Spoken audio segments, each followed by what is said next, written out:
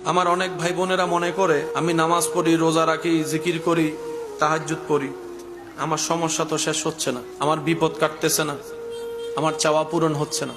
আমি শ্রদ্ধার সাথে বলি, ইবাদত যা করবেন কোনো কিছু পাওয়ার আশাই করেন না, শুধু একমাত্র রবকে খুশি করার আশাই পড়বেন।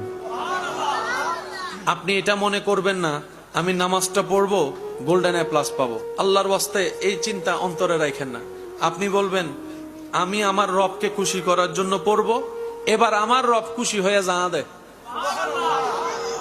আমার রব খুশি হয়ে জানা দেয়।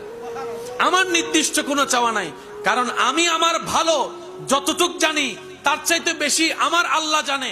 সবচাইতে বড় কথা, আপনি আপনাকে যতটুক ভালোবাসেন তার চাইতে 1000 গুণ বেশি আপনার রব আপনাকে ভালোবাসে। আপনি আপনার ভালো আর কদ্দুর জানেন? অনেকে তো ভালো মনে কইরা ফালাই বিয়ে করছিল তো।